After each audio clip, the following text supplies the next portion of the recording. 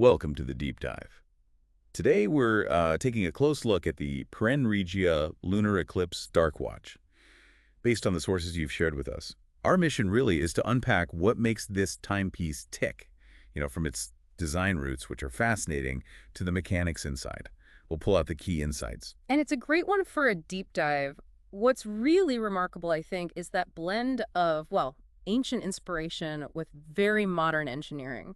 It really sets this watch apart. Okay, let's jump right into that aesthetic then. It's striking, right? The Peren Regia Lunar Eclipse Dark, it just grabs you with that monochromatic, stripped-down, almost futuristic vibe. It really does. Those white elements on the dial, they seem to sort of float over the black background. It's quite an effect. Absolutely. And, what's amazing is how that modern look connects directly back to Peren's roots in Transylvania. The specific inspiration isn't just random. It's from the Sarmizegetusa Regia calendar. People call it the Stonehenge of Transylvania. Right, I read that. Used by the ancient Dacians. Exactly, to measure lunar and solar cycles, very precisely. So Peren is really crafting a story here, linking the watch to this deep history. That white circle mark on the bezel at 12, that's the lunar eclipse, a direct nod to that calendar. Wow. And, they've even used things like vampire fangs as a logo before. It sounds quirky, but it shows they're proud of where they come from, blending that mystique with watchmaking. So it literally carries ancient celestial timekeeping in its design. That's genuinely unique. But, okay, it looks minimalist. Yeah. Maybe too minimalist for a tool watch. Can it actually function well, say, as a diver? What about the build? That's a key question. And despite the clean look, the answer is yes, definitely. It's built like a tank, actually. You've got a 39mm stainless steel case, but with this tough black DLC coating, diamond-like carbon. Super scratch resistant, yeah. Exactly. Crucial for a tool watch. And it's got this nice bead-blasted and hand-polished finish.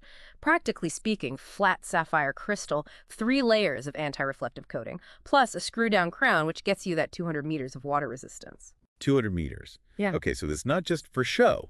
You could actually dive with it. You absolutely could. Deep sea diving, no problem. It really lives up to being a tool watch. Okay, capable then. Yeah. But the bezel, it's sterile, right? No markings except the dot at 12. Wouldn't a diver miss the usual minute markers? Does that minimalist choice hinder it? That's a fair point and something people might wonder about. But the unidirectional bezel, it's got 120 clicks, so it's precise. The lack of markings, except that lume circle at 12, actually simplifies things for some divers. They mainly use the 12 o'clock for orientation anyway. Okay. Less visual clutter. Exactly. Quick alignment, no confusion. Plus, it comes on a black FKM rubber strap that's fluoroelastomer. Really durable stuff, resistant to chemicals, heat. Good for diving conditions. Right. And a solid bead-blasted caseback seals the deal. Robust all around. Got it.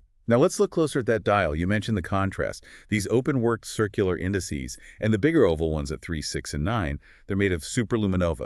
Yep, BGW9 blocks. That's the good stuff. Glows bright blue, makes it super legible in the dark or underwater. And the hands match. White hour and minute, also with lume. Correct. And the seconds hand has this cool little lume arrowhead tip, and don't forget the date window. Right, the black circular date window tucked away there at 12 o'clock. Very neat. And behind all that, the engine is the Sellita SW200-1 automatic movement, regulated in-house by Peren. The Sellita. That's a well-known workhorse, isn't it? An alternative to the ETA 2824. It absolutely is. A real cornerstone for many brands. Sellita makes something like 800,000 of these a year across all their clients. So yeah, it highlights how reliable and widespread it is. Functions are standard, but solid. Central hours, minutes, hacking seconds. Hacking seconds are useful for setting the time precisely. For sure. And the date function, of course, Yeah. all with about a 38-hour power reserve. So solid, reliable, easy to get serviced probably.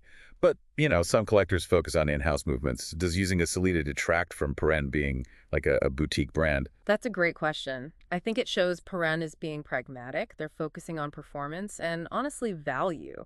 The luxury here is maybe more in the unique design story, the Swiss assembly, rather than needing a super exclusive, potentially much pricier in-house movement. Makes sense. And speaking of price, the whole package, hand-assembled in Switzerland, comes in at 777 Swiss francs, which, considering everything we've talked about, feels like a really competitive price point. I'd agree. Good value there. And it's not just this one model, right? There are others in the collection. Yeah, there are 2 others. The Regia Solar Eclipse, sort of the opposite, in silver, and another Regia Lunar Eclipse version that mixes silver and black. So they're really building out this whole concept. Definitely feels like a coherent vision around this ancient theme. So wrapping this up, what this means for you, the listener, is you're getting a watch that's a really interesting mix. It blends this ancient way of looking at the cosmos with a very rugged, modern design and that reliable Swiss engine inside. It tells a story. It really does. And maybe the final thought here is, isn't it fascinating how our sort of age-old human obsession with the stars and cycles, like a lunar eclipse, how that can still inspire something so precise, so engineered, so modern today? Kind of makes you wonder, how much of that ancient knowledge is still subtly shaping our world, even in the tools we use every day?